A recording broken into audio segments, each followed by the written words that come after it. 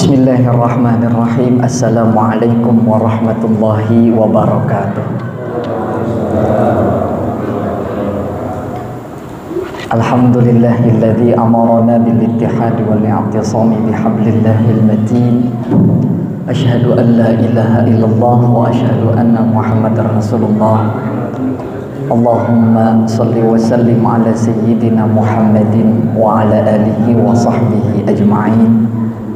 Allahumma ja'al jam'ana hadha jam'an marhuman wa tafarruqana min ba'dihi tafarruqan ma'suman wa la tada'a fina wa la ma'ana syaqiyan wa la mahruman. Allahumma anfa'na bima 'allamtana wa 'allimna ma yanfa'una warzuqna 'uluman tanfa'una. Allahumma barik lana ya Allah fi Rajab wa Sya'ban wa ballighna Ramadan. Amin ya rabbal alamin. Ma'asyiral muslimin rahimakumullah, yang saya hormati para guru, para ustaz, para jamaah sekalian, wabil khusus ketua DKM kita, DKM Masjid Baitur Rahman Perumahan Crystal Garden. Mudah-mudahan kebersamaan kita di masjid ini mendapatkan keberkahan dari Allah Subhanahu wa taala. Mudah-mudahan setiap langkah kita menuju masjid ini dihitung oleh Allah sebagai sebuah kebaikan yang mendapatkan balasan kebaikan. Mudah-mudahan insya Allah. Mudah-mudahan segala urusan kita, baik urusan dunia ataupun urusan akhirah, senantiasa diberikan kemudahan oleh Allah Subhanahu wa taala. Amin ya rabbal alamin. Ma'asyiral muslimin rahimakumullah. Alhamdulillah, pada episode bulan apa sekarang? Ya, kalau penanggalan nasionalnya Februari, dalam hijriyahnya bulan Rajab. Jadi sebelum kita bahas lanjutan dari kitab Bidayatul Mujtahid wa Nihayatul Muqtasid karya Syekh Ibnu Rushd ini, alhamdulillah patut kita bersyukur sudah masuk bulan Rajab. Kalau zaman dulu sebelum datangnya Islam dibawa oleh Nabi Muhammad, penamaan bulan-bulan itu memang sudah ada. Jadi bulan Rajab yang ada sekarang ini dulu dikenal dengan Rajab Mudhar. Zaman dulu itu 1 tahun 13 bulan. Zaman dulu sebelum Islam, ya. 13 bulan. Ada Rajab Mudhar, ada Rajab Rabi' namanya. Tapi ketika Islam sudah datang, ya, lalu Rajab Rabi' ini diganti namanya menjadi bulan Ramadan, ya. Dan Rajab Mudhar ini dari zaman dulu sudah dihormati oleh bangsa Arab. Bangsa Arab itu dulu jahiliyah terkenal dengan kebiasaan berperangnya. Nah, ketika masuk bulan Safar, ya, lingkungan itu kosong, orang-orang pada keluar rumah semua, ya, maka disebut dengan sifrun, disebut dengan bulan Safar, sifrun. Pada kabur semua tuh, ada yang perang, ada yang inilah gitu. Safar, Rabiul Awal, Rabiul Tsani, Jumadal Ula, Jumadal Tsaniyah. Masuk bulan Rajab, Rajab Mudhar, mereka melakukan gencatan senjata menghormati adanya bulan Rajab ini. Nah, ketika Islam datang, diperkuat kehormatan bulan Rajab ini dengan dalil firman Allah Subhanahu wa taala, "Inna iddatash syuhuri 'indallahi 12 syahran fi kitabillah yauma khalaqas samawati wal ard minha arba'atun hurum." 4 bulan haram. Dimulai dari bulan Dzulqa'dah, Dzulhijjah, Muharram, lalu loncat bulan Rajab. Maka bulan Rajab ini dari pra-Islam sudah dihormati, diperkuat kehormatannya, ya, dalam agama Islam. Ya, seperti itu. Minha arba'atun hurum, dzalikad dinul qayyim, fala tadzlimu fihinna anfusakum. Sampai ada penekanan firman Allah itu, janganlah engkau menzolimi atau berbuat zalim atau menzolimi diri sendiri, tidak boleh. Maka kemudian ditafsirkan oleh para ulama, bukan berarti di luar 4 bulan haram ini boleh berbuat zalim, bukan. Maksudnya adalah jika berbuat zalim di bulan haram termasuk bulan Rajab ini, maka balasan dosanya dilipat gandakan oleh Allah Subhanahu wa taala. Begitupun ketika kita melakukan kebaikan. Ya. Bisa dicek dalam tafsir Ibnu Katsir itu. Kalau kita melakukan kebaikan di bulan Rajab ini, ya, atau di bulan haram-haram yang lainnya, maka akan dilipat gandakan balasan kebaikannya. Maka jangan heran kalau ketika masuk bulan Rajab banyak di antara umat Islam yang berpuasa. Biasa-biasanya nggak puasa, tiba-tiba masuk bulan Rajab puasa dan melakukan ibadah-ibadah lainnya. Namun sayangnya kadang ada yang menyalahkan ini dan lain sebagainya. Nah, ini tidak. Kalau kita sudah ngaji fikih lintas mazhab, jangan begitu. Ya, jangan begitu. Jangan mudah menyalahkan. Selalu menyalahkannya selalu dengan apa? Dalilnya dhaif. Ya, selalu saja apa? Dalilnya dhaif. Sering kita sampaikan bahwa dalil dhaif bukan berarti tidak boleh digunakan. Boleh untuk fadhailul a'mal. Kalau memang tidak mau pakai dalil dhaif, ya pakai yang sahih. Kan ada yang bersifat umum, yang bicara tentang kemuliaan bulan haram. Ya, kan begitu. Kan ada hadisnya yang sahih yang berkaitan dengan kemuliaan bulan haram. Maka kita pakai yang itu sahih. Kalau memang tidak mau pakai yang dhaif, sekalipun banyak ulama yang pakai hadis dhaif juga, boleh menggunakan hadis dhaif, asal jangan dhaif jiddan, yang kita kenal dengan hadis palsu. Nah, kalau sudah sampai derajatnya hadis palsu, oke, jangan. Ya, jadi kalau kita lihat saudara kita, sahabat kita, sesama kaum muslimin, ada yang berpuasa di bulan Rajab, ya bagus gitu. Karena memang harus memperbanyak amal kebaikan. Karena bulan Rajab adalah salah satu bulan haram. Ya. Dan menggunakan dalil umum tentang keutamaan bulan haram akan dilipat gandakan balasan kebaikannya. Nah, seperti itu. Jadi selesai, ya, selesai. Jadi tidak ada lagi, karena sempat ramai di dunia maya, ya, tersebar ini dan itu. Nah, saya pikir tidak perlu lagi lah kita ributkan hal-hal yang masih bersifat seperti itu. Kenapa? Sekarang sudah masanya kita berpikir tentang metaverse. Ya, metaverse sekarang itu. Jangan sampai ketinggalan teknologi kita. Sudah metaverse. Orang-orang di sana sudah ributin metaverse, Google, ya, Meta, apalagi tuh. Wah, lain-lain itu.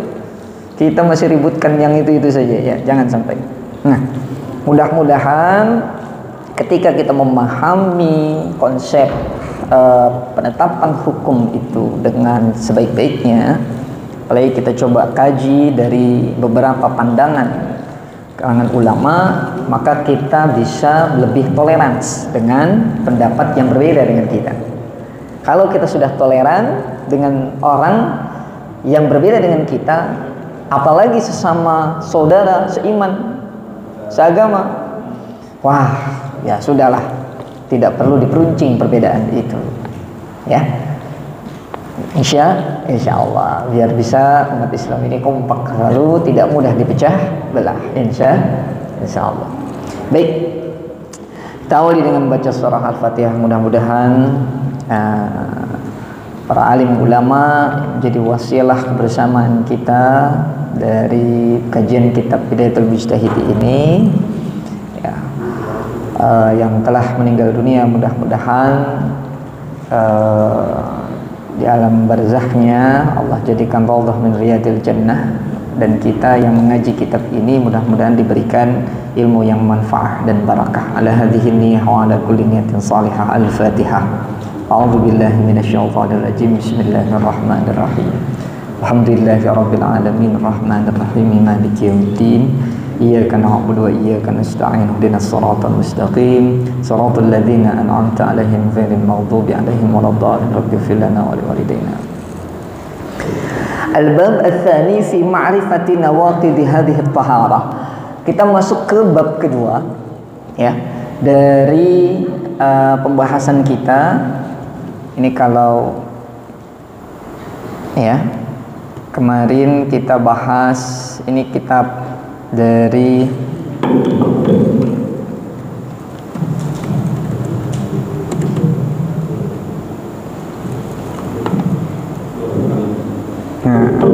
jadi pembahasan kita baru di sini nih, baru di atas. Kitabut Thaharah minal hadas, Kitabul Ghusli, dan di bab ats-tsani. Nah, urutannya ada di sini tuh. Baru di sini. Yang belum dibahas masih segini lagi. Masya Allah, ini berapa puluh tahun Ustaz baru selesai nih. Ya, baru sampai sini kita. Jadi baru al-bab ats-tsani fi ma'rifati nawaqidhi hadhihi at-taharah. Nah, ini biar lebih besar saya pindah ke Word seperti ini. Ya. Jadi bab kedua tentang hal-hal yang membatalkan kesucian kita setelah mandi wajib, begitu. Artinya hal-hal yang kemudian menjadi wajib bagi kita untuk mandi gara-gara apa, ya, begitu. Wal aslu fi hadzal bab, dalil yang berkaitan dengan pembahasan kita ini adalah firman Allah Subhanahu wa taala, wa in kuntum junuban fatahharu. Jika kalian, kata Allah Subhanahu wa taala, junub maka bersucilah. Wa qawluhu, dan juga firman Allah, wa yas'alunaka 'anil mahid qul huwa adha. Nah, ini berkaitan dengan wanita haid. Wattafaqul ulama ala wujubi hadhihi at-taharah min hadatsain. Maka para ulama bersepakat tentang wajibnya mandi berkaitan dengan dua hadas, dua kejadian. Ahaduhuma khurujul mani ala wajhi as-sihah fi an-naumi awil yaqadhi ya. Yakni keluarnya mani baik dalam keadaan normal, ya, dalam keadaan nauman ketika tidur, awil yaqadhati, atau dalam keadaan sadar, ya, tidak dalam keadaan tidur. Ya, misalkan ya, biasanya umumnya kan lagi mandi ya, lagi tidur ya. Ada yang disebut dengan tidur apa itu istilahnya tuh? Tidur apa sih namanya? Tidur nikmat atau tidur kebanjiran atau apa? Tiba-tiba bangun basah, ya, bermimpi dewasa lah, seperti itu. Atau dalam keadaan sadar, ya. Mohon maaf, ya, karena mungkin terpesona, ya, lalu dengan lawan jenis hingga kemudian muncul syahwah sampai klimaksnya keluar mani. Nah, min dzakarin kana au unsa, baik orang laki-laki atau perempuan. Jangan kira wanita itu juga tidak terpesona dengan Anda gitu ya. Ya, ayo siapa yang suka gitu ya, gampang tegang, ayo. Ya, santai saja. Kenapa? Karena Ali bin Abi Thalib, kita pernah bahas di sini, beliau adalah sosok yang madzaan, mudah terangsang. Jadi kalau ada di antara kita yang mudah terangsang, mungkin ada kemiripan. Jadi bukan sebuah aib, ya, libidonya tinggi, ya, gitu, ya, jadi gampang tegang begitu. Sampai keluar air mani, ulama bersepakat, ya, wajibnya mandi. Illa maruya anin Nakhai, kecuali apa yang diriwayatkan dari seorang ulama namanya An-Nakhai, min annahu kana la yara 'alal mar'ati ghuslan min al-ihtilam.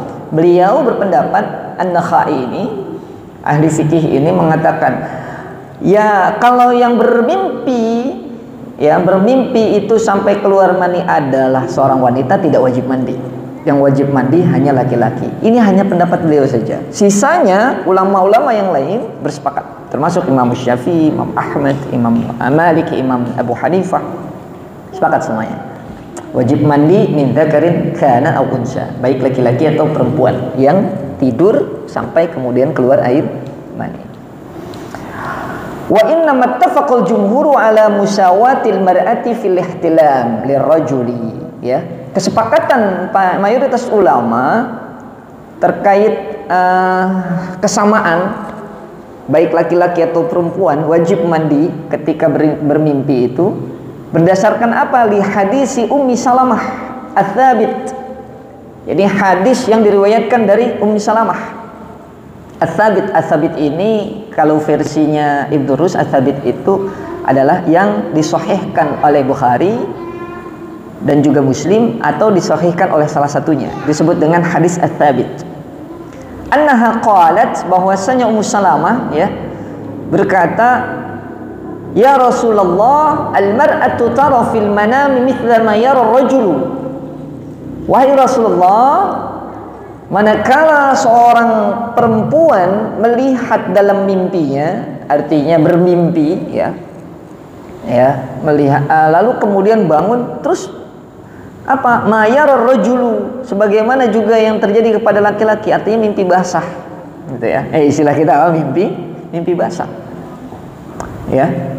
Hal alaiha guslun, apakah seorang wanita juga mandi wajib? Itu. Qala, apa jawab Rasul? Na'am, idza ra'atil ma. Ya. Wajib mandi jika engkau melihat ada bekas air mani itu. Ya, jadi laki dan perempuan berdasarkan hadis ini sama. Wa amal hadis ats-tsani alladzi ittafaqu aidan, begitupun ada hadis yang kedua yang disepakati oleh para ulama yang berkaitan dengan damul haid. Ya, apa? Darah. Jadi kalau wanita mengeluarkan darah haid maka wajib mandi, begitu. Jadi ada dua, yang pertama tadi keluar mani, yang kedua adalah keluar darah haid. A'ni idzan qata'a, yakni apabila darah haid itu sudah berhenti. Wa dzalika aidan liqaulihi ta'ala, ini berdasarkan pada firman Allah Subhanahu wa taala, wa yas'alunaka 'anil mahid qul huwa adza. Nah, ini ayatnya. Surah Al-Baqarah ayat 222. Dan dalil yang kedua selain ayat ini tentang kewajiban mandi setelah haid adalah walita'limihil ghusla minal haidi li Aisyah, yakni yang diajarkan oleh Rasulullah kepada Aisyah yang berkaitan dengan haid, wa ghairaha minan nisa, dan juga yang diajarkan oleh Rasulullah kepada istri-istri Rasulullah, istri-istri Rasulullah. Jadi yang diajarkan tidak hanya Aisyah, tapi istri-istri Rasulullah yang lain juga diajarkan kalau berhenti haid maka mandi wajib. Ya, kalau Rasulullah, istri-istri Rasulullah. Kalau Ustaz Irwan, istri Ustaz Irwan, belum istri-istri, ya. Waqtalafu fi hadzal bab, ada hal-hal yang ada perbedaan, terjadi perselisihan di kalangan para ulama yang berkaitan dengan bab ini, mimma yajru majrul usul fi mas'alataini masyhurataini. Jadi ada dua masalah yang masyhur yang berkaitan dengan masalah ini. Al-mas'alatul ula, yang pertama, ikhtalafas sahabah, sahabat-sahabat Nabi berbeda pendapat fi sababi ijabit tuhri minal wat'i, bagaimana kewajiban mandi ya ketika atau setelah melakukan al-wat'u. Al-wat'u artinya bersenggama, ya, berhubungan suami istri. Apa yang diperdebatkan, yakni bagaimana seandainya ada suami istri melakukan hubungan, ya, suami istri, ya, tapi hanya bertemu kedua kemaluannya saja, tidak sampai keluar mani. Nah, ini wajib mandi atau tidak? Jadi sahabat Nabi berbeda pendapat. Ya kali aja baru sebentar lu selesai gitu ya, ada tamu kan. Jadi nggak sempat sampai kelar kan gitu. Bisa jadi nggak? Ya bisa jadi. nggak harus mandul ya, nggak harus mandul. Nah ini kan sudah berkeluarga semua ya, aman. Ada yang masih bujang ini ya. Ya jangan dibayangkan kalau yang masih bujang ini ya. Ini bagi yang sudah berkeluarga itu melakukan hubungan suami istri, tapi tidak sampai keluar mani, baru ya sudah bertemu ya, baina khitani, itu wajib mandi atau tidak? Para sahabat Nabi berbeda pendapat, dan juga para ulama akhirnya berbeda pendapat. Yang pertama adalah aktsarul fuqaha'il amsar, mayoritas ulama-ulama dari kota-kota besar seperti Imam Malik, Imam Syafi'i dan pengikut-pengikutnya, wa jama'atun min ahli zahir, dan sebagian pengikut mazhab al-zahiriyah mengatakan bahwa ra'at tuhra wajiban fil tiqa'il khitanaini anzala aw lam yunzil. Manakala dua kemaluan ini sudah bertemu, maka wajib baginya untuk mandi, entah itu keluar maninya atau tidak. Nah ini pendapat mayoritas ulama.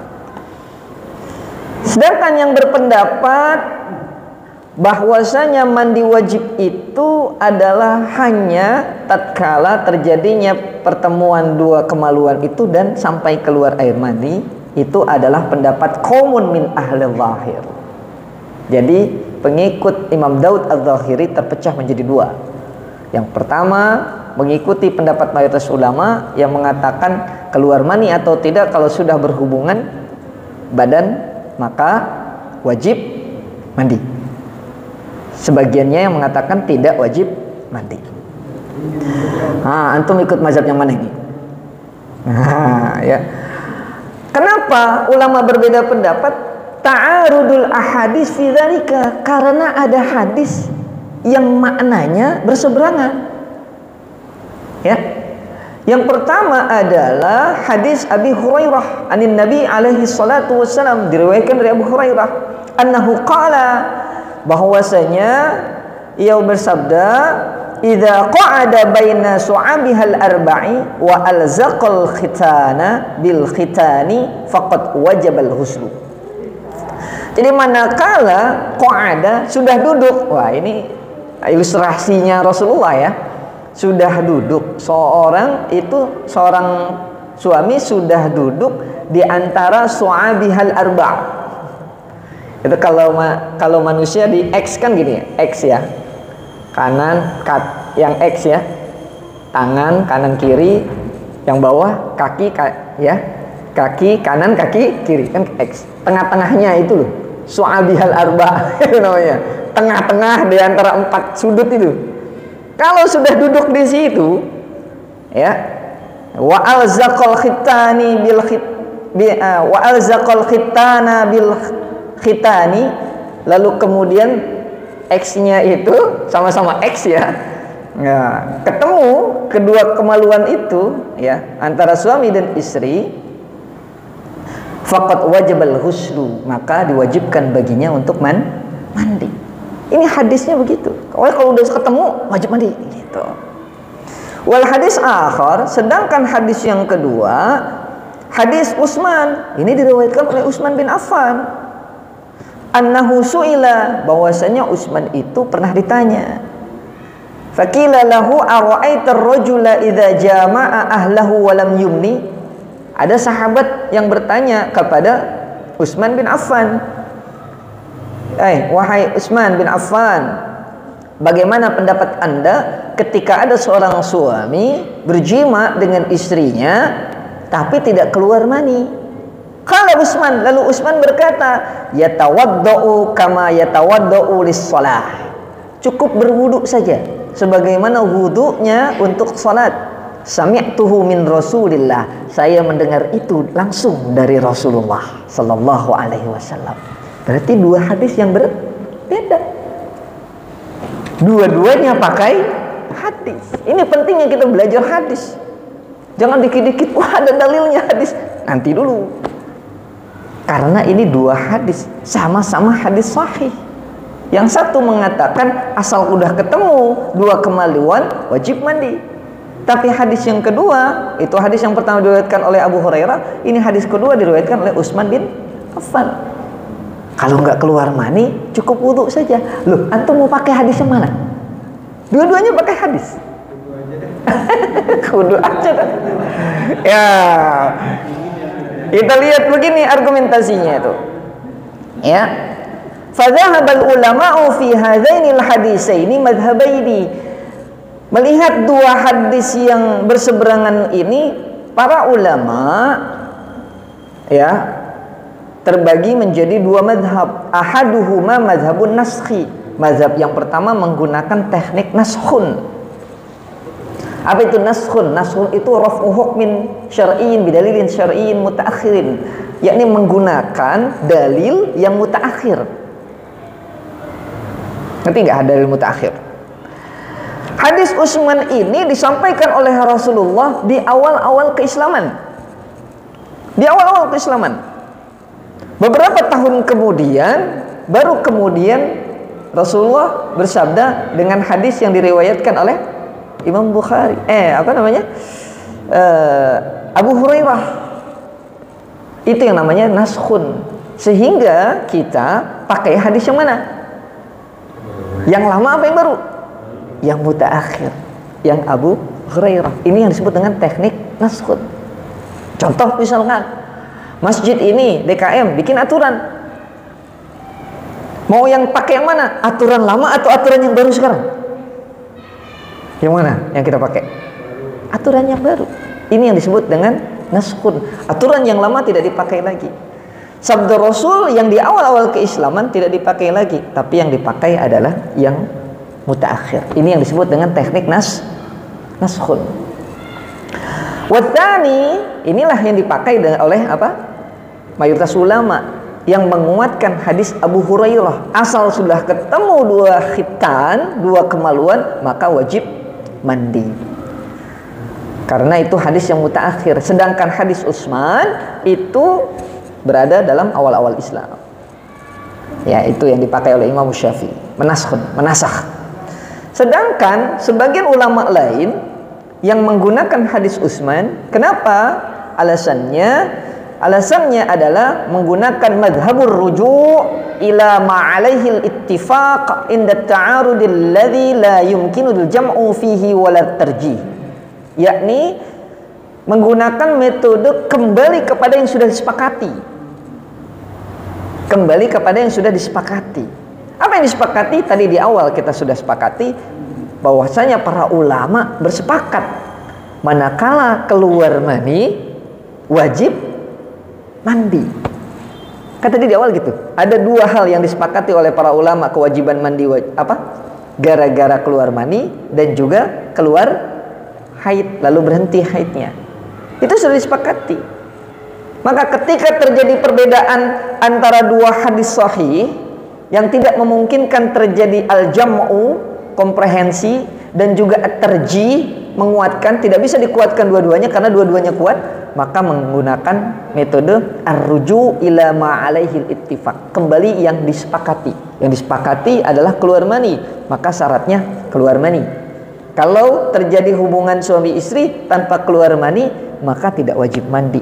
Itulah cara berfikirnya sebagian ulama dari mazhab al-Zahiri. Tapi kita Imam Syafi'i kan? Imam Syafi'i yang mengatakan bahwa kalau sudah bertemu dua kemaluan, keluar mani atau tidak, wajib mandi.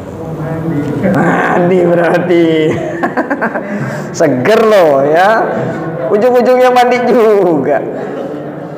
Yang kedua, al-mas'alatu tsaniyatu ikhtalafal ulama'u fi sifatil mu'tabarati fi kauni khurujil mani mujiban lit-tuhri.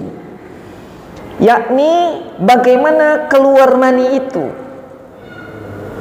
Kan ada orang keluar mani karena syahwah. Ada pula orang keluar mani tanpa syahwah. Syahwah, ladzah. Bahasa Arabnya apa? Ladzah. Di bahasa Indonesia kan jadi lezat. Tidak ada kelezatan gitu ya. Kok nggak ada nikmat-nikmatnya tiba-tiba keluar mani gitu loh. Nah, kalau yang kayak gitu wajib mandi atau tidak? nggak ada nikmat-nikmatnya, tiba-tiba keluar mani. Loh, kok keluar ya? Ini wajib mandi atau tidak? Atau yang wajib mandi hanya ketika mani itu keluar dalam keadaan syahwah, lazah. Ini ulama juga berbeda pendapat antara Imam Malik dengan Imam Syafi'i. Imam Malik berpendapat i'tibaril ladzati fi dzalika, harus ada unsur ladzahnya, ada unsur syahwahnya, ada unsur nikmatnya, ya. Keluar mani saat terasa nikmat. Nikmat mandi. Menurut Imam Malik. Kalau tiba-tiba keluar mani, loh kok keluar? Itu gak wajib mandi, kata Imam Malik. Berbeda dengan Imam Syafi'i, anna nafsa khurujihi wal mujibu lit-tuhri. Asal udah keluar itu mani, wajib mandi. Sawa'an akhraja bi ladzatin aw bi ghairi ladzah. Sama saja antara keluarnya dengan ada lezahnya, ada lezatnya, ada syahwahnya, ada nikmatnya, ataupun tidak. Mengapa berbeda seperti ini? Wasababul ula, ada dua pendapat, ada dua sebab. Yang pertama, halilismul junub yantaliqu 'alal ladzi ajnaba 'alal jihati ghairil mu'tadah am laisa yantaliqu 'alaihi. Dikembalikan kepada mani. Pada dasarnya, pada umumnya, normalnya keluarnya mani karena adanya ladzah. Begitu. Maka dianggap kalau keluarnya tanpa normal tidak wajib mandi. Ini versinya Imam Malik. Begitu. Maka di sini dijabarkan ra'a annahu innama yantaliqu 'alal ladzi ajnaba 'ala tariqil 'adah lam yujibu tuhra fi khurujihi min ghairi ladzah. Karena dianggap keluarnya tidak normal. Maka kalau yang tidak normal tidak diwajibkan mandi. Ini versinya Imam Malik.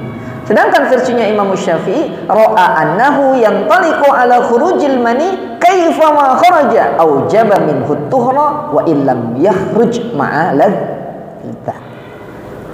Pendapatnya Imam Syafi'i adalah pokoknya sudah keluar mani, karena memang sudah disepakati asal sudah keluar mani, entah itu dalam keadaan ladzah atau tidak, maka wajib mandi karena sudah disepakati di awal tadi.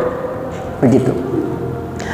Wasabab ats-tsani, sebab yang kedua, mengapa ulama berbeda pendapat dalam hal ini? Tashbihu khurujihi bi ghairi ladzatin bidamil istihadah. Udah azan belum Ustaz? Isya. Belum ya? Nanti kode Ustaz ya kalau udah Isya ya. Memirip-miripkan ya, tasbih itu namanya memirip-miripkan. Antara apa? Khurujihi, keluarnya mani bi ghairil ladzah, tanpa adanya kenikmatan, bidamil istihadah, dengan darah istihadah bagi wanita. Kan wanita itu ada keluar darah haid, menstruasi, ada darah istihadah, darah penyakit. Kalau keluar darah haid wajib mandi. Kalau keluar darah istihadah tidak wajib mandi. Maka keluarnya mani tanpa ladzah dimirip-miripkan dengan keluarnya darah istihadah. Ini waqtilafuhum fi khuruji dami ala jihatil istihadah hal yujibu tuhran am laysa yujibuhu fasanadkuruhu fi babil haid wa in kana min hadzal bab. Namun pembahasan mendalam terkait dengan ini tidak kita bahas sekarang karena ada bab khusus yang berbicara tentang haid. Bulan depan. bulan depan ada bab khusus tentang haid. Nih kalau ada ibu-ibunya, kalau nggak ada ibu-ibunya nanti kita loncat lagi ya. Wa fil madhhabi fi hadzal bab far'un, dalam hal ini juga terjadi perbedaan ya, ada kelompok-kelompok ya, cabang-cabang. Wa huwa idzan taqala min asli majarihi biladzah summa kharaja fi waqtin akhar bi ghairi ladzah. Ada kasus begini, bapak melakukan hubungan suami istri, antum melakukan hubungan suami istri sampai penetrasi, keluar mani. Setelah itu tidur atau tidur-tiduran, tidur Bukan, ya tidur-tiduran lalu kemudian mandi wajib lah, mandi wajib. Selesai mandi wajib, tegang lagi. Tegang lagi sampai keluar mani. Tapi tidak merasa kenikmatan, lagi sendirian. Ya. Jadi selesai melakukan hubungan suami istri, mandi. Pas selesai mandi, keluar lagi mani. Nah, ini nih yang disebut dengan apa? Summa kharaja fi waqtin akhar bi ghairi laddah. Kalau yang pertama keluarnya ada ladahnya karena berhubungan suami istri. Yang kedua keluar tapi tanpa melakukan hubungan suami istri. Masih ada sisa. Iya. Nah, ini bagaimana begini? Kalau begini, ya, faqila yu'idut tuhar. Ya, ada ulama yang mengatakan tetap dia harus mengulang mandinya. Jadi mandi 2 kali, habis tuh sampo. Wakila la yu'id, tapi sebagian ulama lagi mengatakan tidak perlu mengulang mandinya. Nah, tapi kembali ke Imam Syafi'i. Kita mazhabnya Syafi'i, bukan Maliki. Ya, Imam Syafi'i keluar mani lazza aw ghairul lazza wajib mandi gitu ya, seger deh. Baik, saya kira 5 menit lagi kira-kira azan isya. Gimana? Ada pertanyaan atau dialog? Fadhal, Ustaz.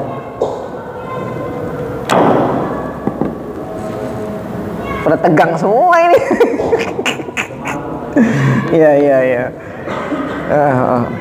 Silakan, mungkin ada yang ingin kita dialogkan terkait dengan tema ini atau yang lainnya. Fadhal. Minum dulu kali, Ustaz, biar agak santai dikit itu. Ya, silakan. Udah cerdas semua ini, udah pada pintar semua kayaknya ya. Insyaallah. Ada? Belum ada inspirasi untuk bertanya ya? Atau pokoknya mati ya? Ya. Gimana? Ada pertanyaan yang lain? Minum dulu, Ustaz. Minum.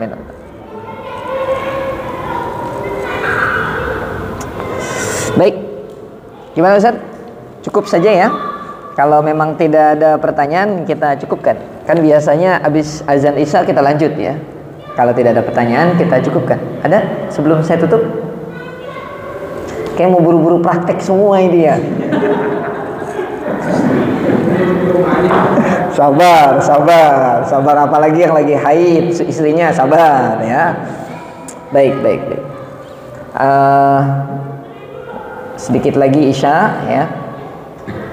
Kembali kita tekankan bahwa kita ngaji fikih lintas mazhab ini adalah ya untuk pengayaan saja. Saya yakin antum sudah sering mengkaji fikih Syafi'i ya, agar kita lebih yakin ya dengan mazhab yang biasa kita gunakan. Tapi kalaupun antum ingin mengamalkan mazhab yang lain, mazhab Hambali, mazhab Maliki, mazhab Hanafi, ya silakan saja. Asalkan prinsipnya adalah tidak menyalahkan pendapat yang berbeda dengan kita. Asalkan pendapat itu ada argumentasinya, ya, ada rujukannya, ada ulamanya, ada kitabnya, tafadhal. Selama kitab itu kitabnya mu'tabar, ya bisa kita yakini kitab itu tidak sesat begitu. Tapi kalau kemudian kita temukan perbedaan ada di antara kita yang berbeda secara prinsip usuli, ya, seperti Lia Eden, ya, Ahmad Musaddiq, ada lagi Nabi Tukimin. Nah, itu kan ada orangnya ya, gak pantas banget Nabi namanya Tukimin, kan gitu. Lah itu kan, kalau yang sudah seperti itu ya wajib kita tolak, karena perbedaannya sudah secara prinsip. Tapi kalau perbedaannya yang furu'iyah, ya seperti imamnya bismillahnya jahar dengan yang sirran, fadal, silakan. Keduanya punya argumentasi. Ada lagi pertanyaan begini, Ustaz, itu setelah sholat zikirnya boleh dikeraskan atau tidak? Ya silakan saja, tergantung DKM-nya gitu. Nggak ada yang benar, nggak ada yang salah, dua-duanya benar. Gitu aja. Nggak ada yang lebih benar. Nah, sama saja. Ya, daripada kita lihat anak-anak kita kagak pada bisa zikir habis sholat, silakan dizikir dengan jahar. Ya, tapi bukan berarti wajib jahar. Silakan saja. Mau jahar, mau sirran, sama-sama baik, sama-sama benar. Jangan kemudian menyalahkan, karena sering ada yang begitu. Wah, ngapain itu? Habis sholat kok zikir? Memangnya Rasulullah begini. Hati-hati. Habis sholat main HP boleh tidak? Habis sholat langsung keluar masjid boleh tidak? Kenapa orang yang habis sholat zikir disalahin? Kan gitu. Biasa saja. Sudah, nggak usah main salah-salahkan. Dua-duanya baik, dua-duanya benar. Jangan sampai kita terpecah belah dengan sesuatu yang bersifat furu'iyah. Ya. Jadi silakan dimusyawarahkan saja dengan pengurus DKM. Dan jamaah mengikut pengurus DKM. Ya. Insyaallah dua-duanya baik. Baik, sudah kita dengar azan Isya. Mudah-mudahan dengan mengaji lintas mazhab ini ada pengayaan bagi kita, perluasan wawasan, betapa luasnya ilmu Allah, betapa para ulama sudah mencoba untuk badlul wus'i, mengeluarkan potensi baik dari pikiran, tenaga, biaya untuk kemudian kita kenal dengan pendapat-pendapat ulama yang masyhur. Luar biasa. Ulama itu ngajinya jauh-jauh ya, dari Palestina ke Madinah, dari Madinah ke Mekah. Kalau sekarang kita naik pesawat. Zaman dulu pakai onta. Sebegitu belajar lalu kemudian menjadi karya dan kemudian diikuti oleh pengikut-pengikutnya menjadi mazhab Imam Syafi'i, Imam Malik. Wah, luar biasa. Al-ijtihad la yanqudu bil ijtihad. Ijtihad satu ulama tidak bisa membatalkan ijtihad yang lain. Apalagi kita pengikutnya. Jangan menyalahkan hanya karena perbedaan mazhab. Mudah-mudahan umat Islam di sekitar Crystal Garden khususnya bisa tetap menjaga ukhuwah sekalipun berbeda, insya Allah. Baik, kita tutup dengan mengucap alhamdulillah rabbil alamin, kafaratul majlis, subhanakallahumma wa bihamdika, asyhadu an la ilaha illa anta, astaghfiruka wa atubu ilaik. Assalamualaikum warahmatullahi wabarakatuh.